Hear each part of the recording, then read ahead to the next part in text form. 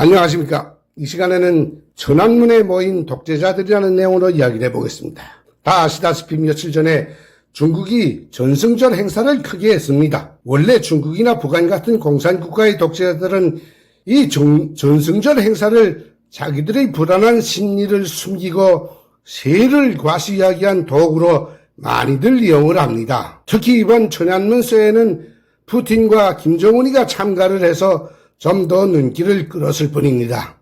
그것을 놓고 한국에서도 많은 교수 박사들이 시진핑과 푸틴, 김정은의 만남에 대단한 뭔가 있기라도 한 뜻이 떠들어댔습니다. 물론 그들의 모든 말과 글들이 일리는 있습니다. 그러나 저는 이번 중국의 전승절 행사는 궁지에 몰린 장기 독재자들의 불안한 심리가 만들어낸 하나의 정치적 쇼일 뿐이라고 단언합니다.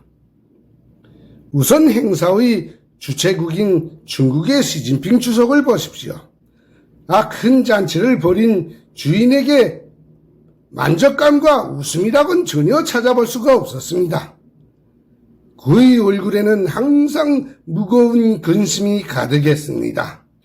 정치와 경제 등 모든 면에서 벗어나기 어려운 압박에 시달리고 있는 중국의 장기 독재자 시진핑이었던 겁니다. 푸틴 역시 3년간의 침략 전쟁으로 수많은 자국민들과 우크라이나 국민들을 죽이고 세계적인 압박으로 호미난방 신세에 처한 장기 독재자일 뿐입니다. 북한의 김정은이는 자기 나라 젊은이들의 피와 목숨을 팔아서 겨우 정권을 연명해 가고 있는 궁지에 몰린 장기 독재자입니다. 북한, 중국, 러시아 세 나라는 점점 망해가는 나라입니다. 따라서 시진핑, 푸틴, 김정은은 항상 실각의 위험을 안고 살아가는 불안한 독재자들 뿐입니다. 인간은 원래 처제가 같은 자들끼리 끼리끼리 노는 법입니다. 거지는 거지끼리 놀고 마약쟁이는 마약쟁이들끼리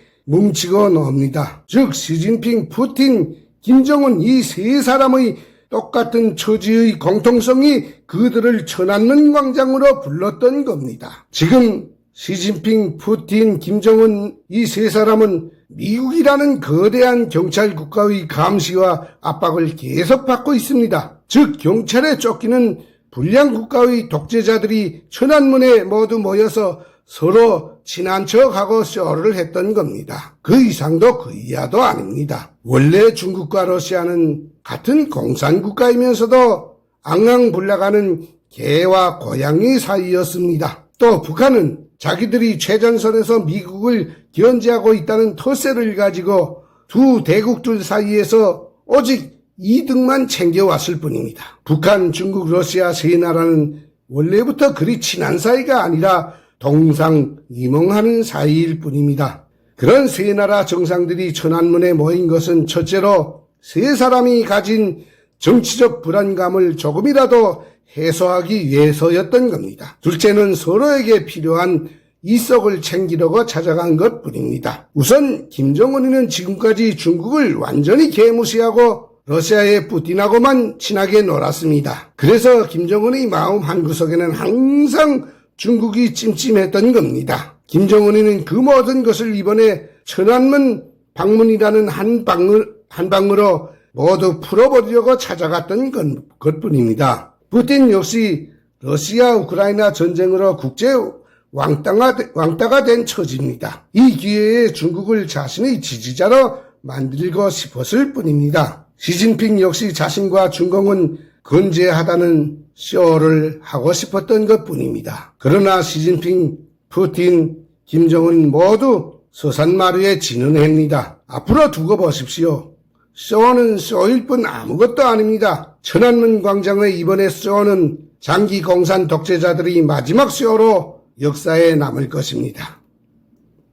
내일도 시진핑이는 여전히 국내외적인 정치 경제적 압박으로 실각의 위험에 시달릴 것이며 푸틴 역시 러시아 우크라이나 전쟁의 위험 속에서 보물거리를 잡고 허덕일 것입니다. 김정은이도 벗어날 수 없는 경제난과 정치적 불안감 속에서 매일 밤 불면증에 시달릴 것입니다. 미국은 앞으로도 꾸준하게 이 3명의 불량국가 독재자들을 압박할 것이고 결국 독재자들의 아성은 머지않아 무너지게 될 것입니다. 오늘 저희 방송 마치겠습니다. 감사합니다.